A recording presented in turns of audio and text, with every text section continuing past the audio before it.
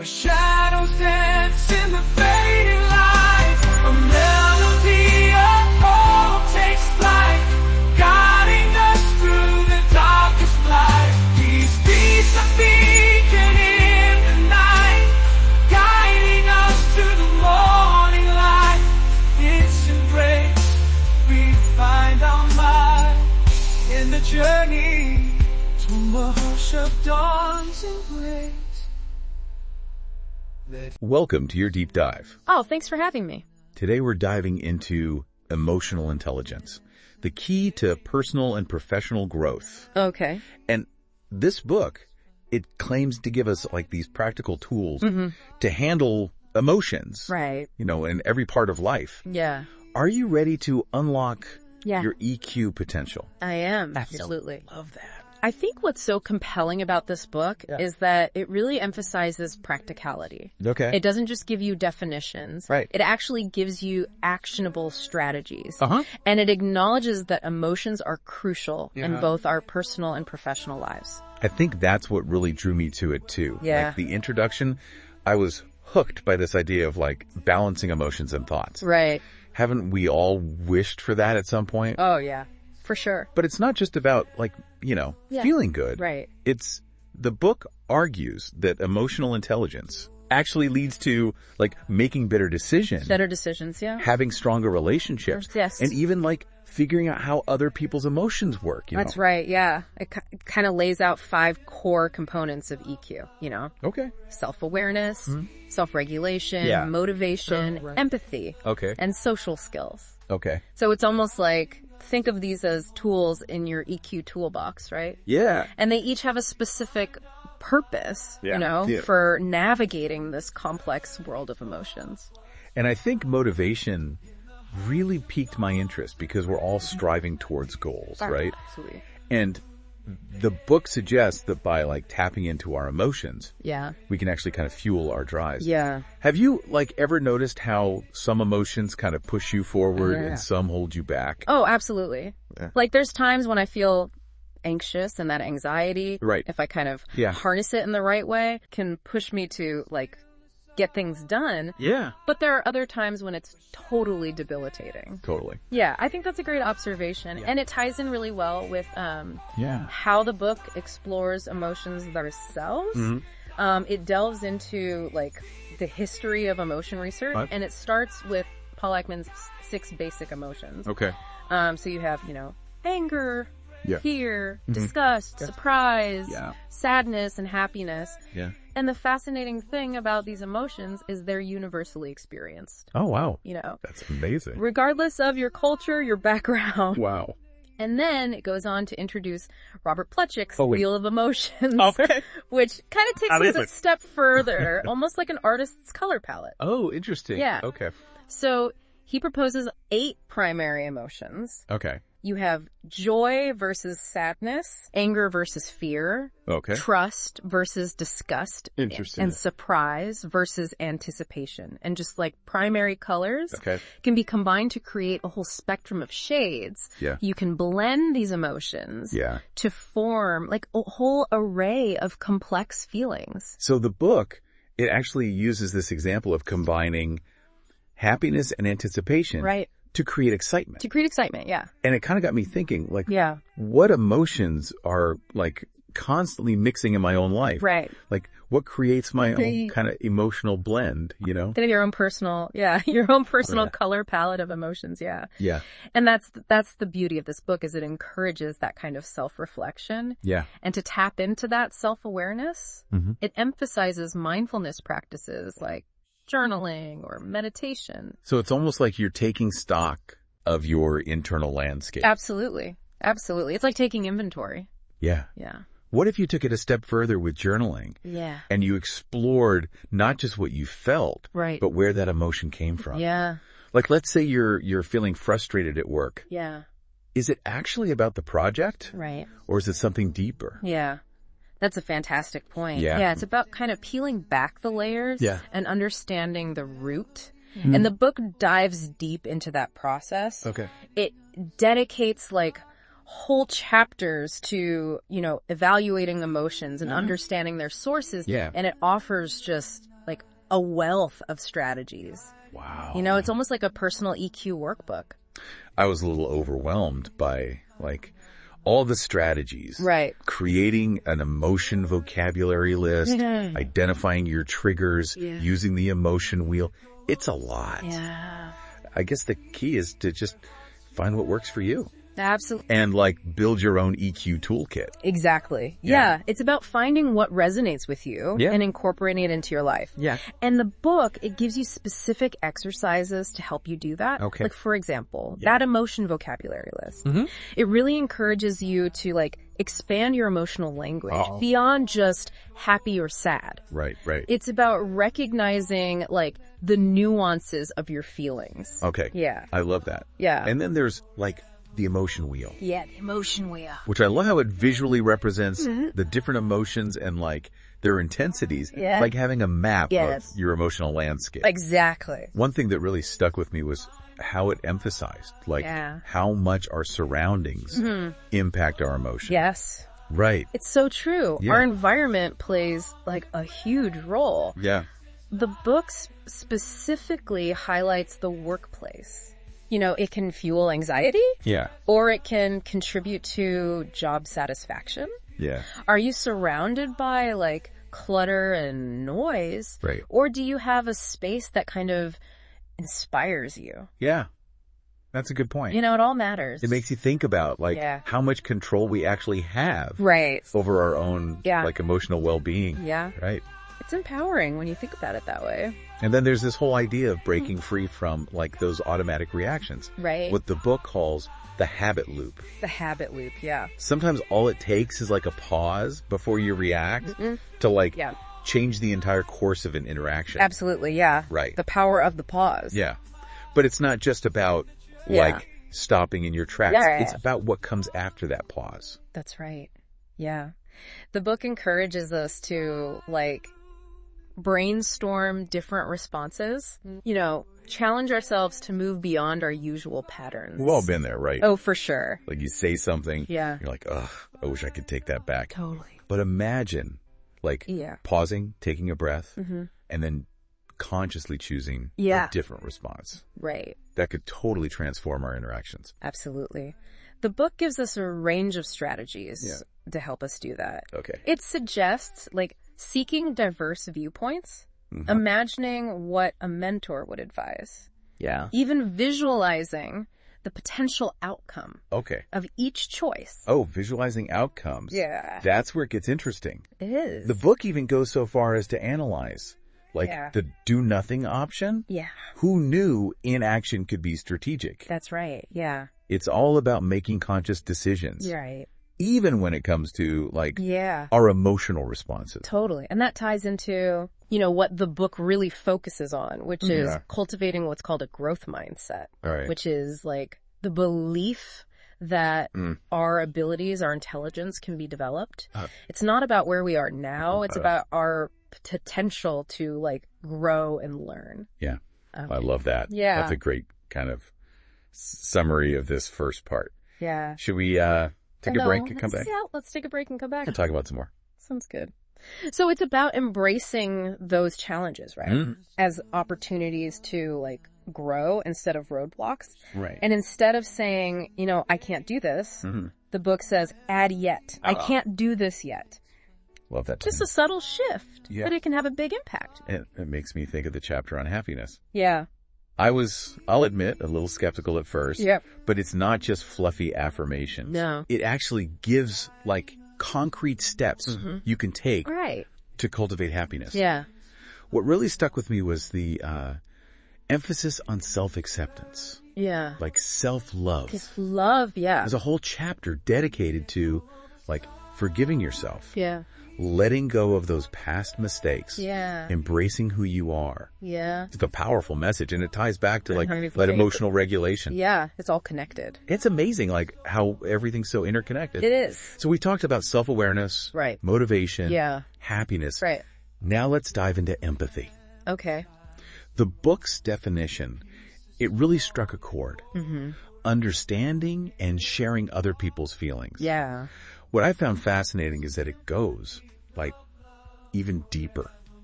explores different types of empathy. Different types, right. Yeah. Yeah. It's not just about Yeah. recognizing someone else's emotions. It's about engaging with them on different levels. Okay.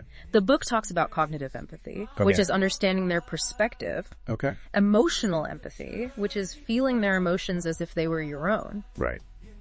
And even somatic empathy. Somatic empathy. Yeah. What is that? So somatic empathy is when we physically experience the emotions of others. Oh.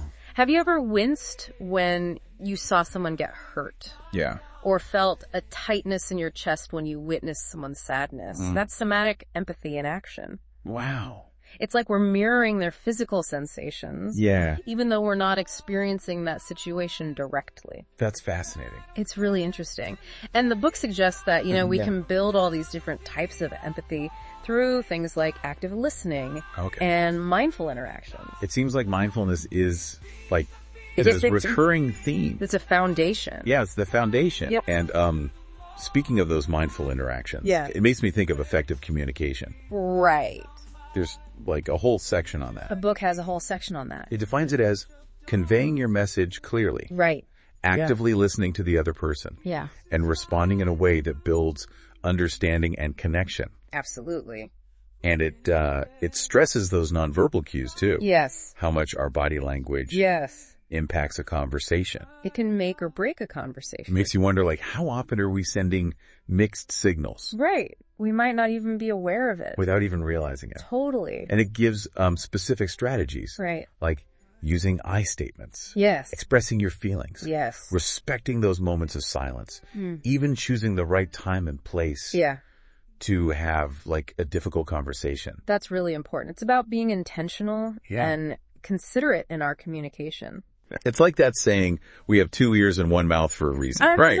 Exactly. Exactly. And it makes me think of those times where like I blurt something out Yeah. and I'm like, ugh, I wish I had a redo button. Totally. But the book's advice on incorporating feedback, it really stuck with me. Yeah. It's about seeing those moments as opportunities to learn Absolutely. instead of dwelling on the mistake. That's right. Right. Yeah. It's that growth mindset. Yeah, Even in our communication. exactly.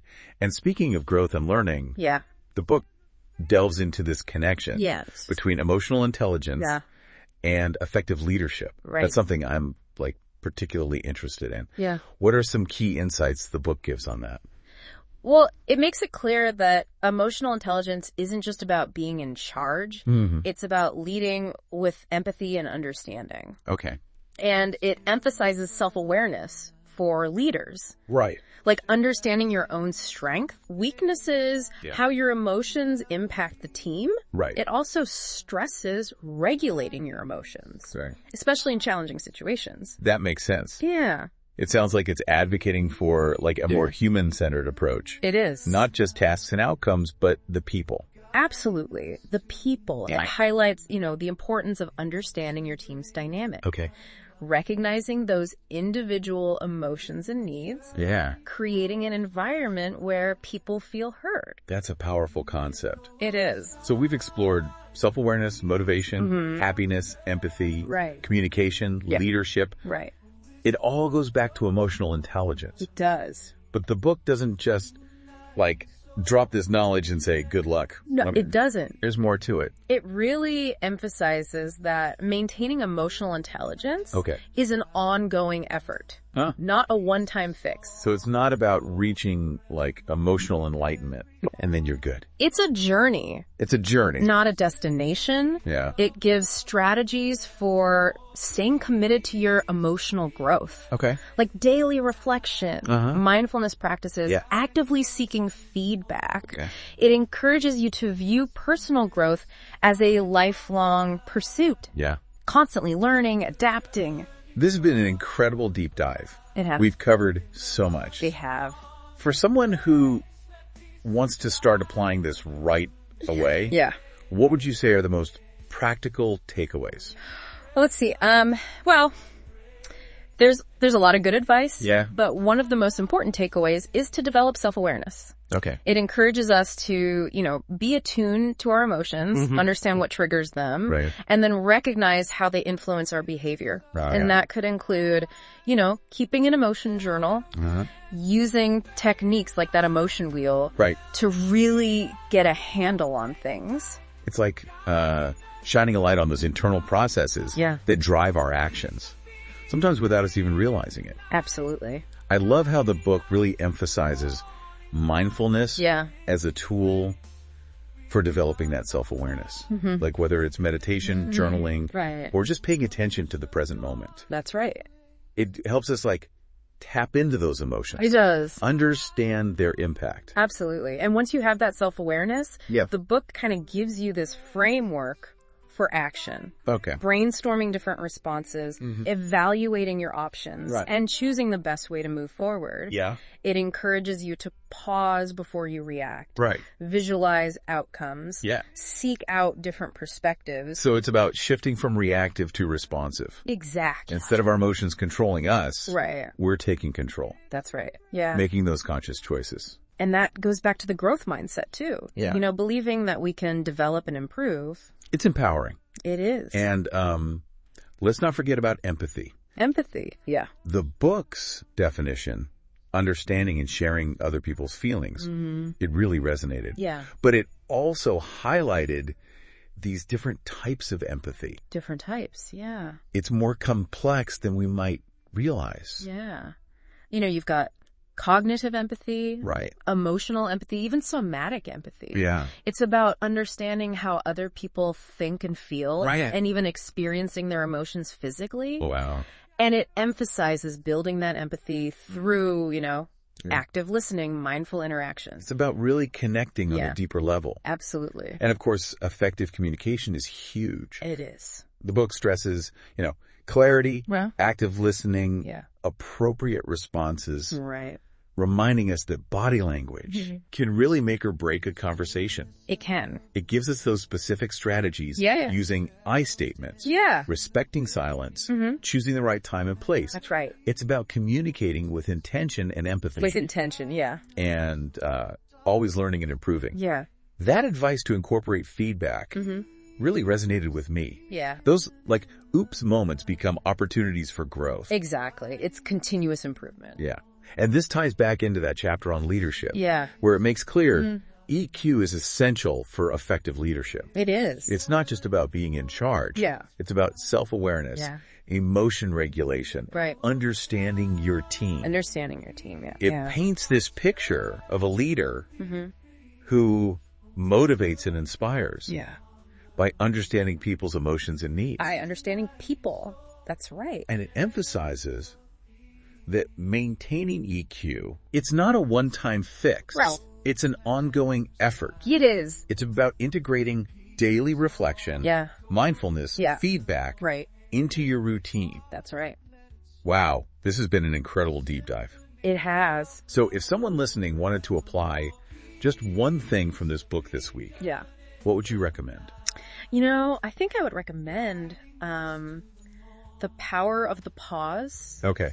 Before you react to a stressful situation, Yeah. take a moment to breathe, collect your thoughts. Yeah? It can change the course of a conversation, a decision, even your whole day. That's such a powerful takeaway. It is. So, big picture, Yeah. this book isn't just about being nice. No, It's a skill set. it is. It's about understanding Yeah. and harnessing the power of emotions Right. to achieve success in all areas of life. Absolutely.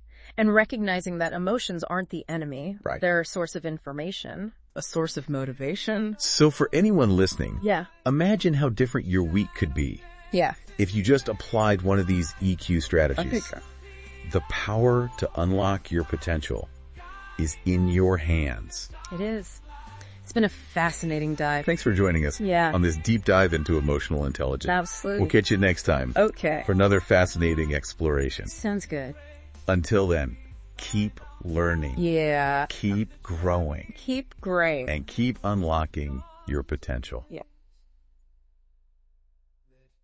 In the stillness of the night, where shadows dance in the fading light, a melody for takes flight, guiding us through the darkest light.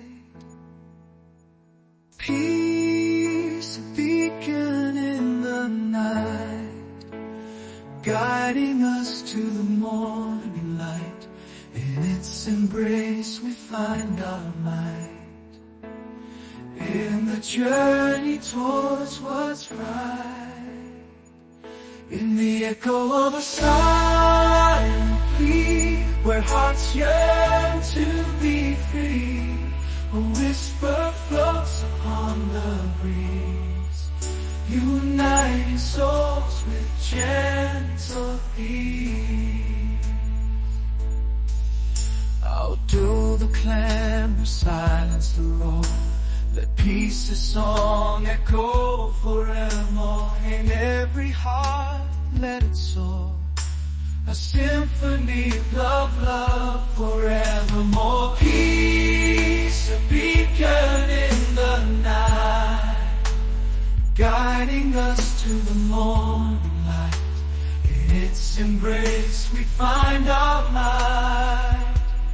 In the journey towards what's right, in the hush of dawn's embrace, let peace's light illuminate every face.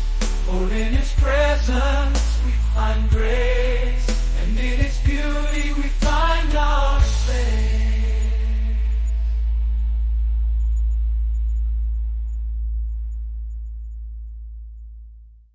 In the stillness of the night, where shadows dance in the fading light, a melody of hope takes flight, guiding us through the darkest light. Peace, peace, a beacon in the night, guiding us to the morning light.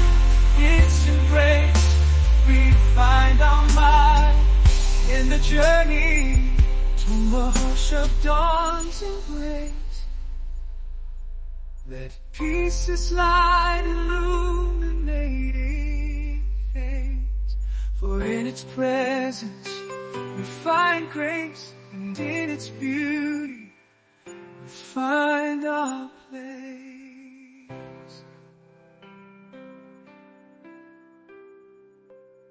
In the stillness of the night, guiding us to the morning light. In its embrace we find our might. In the journey towards what's right,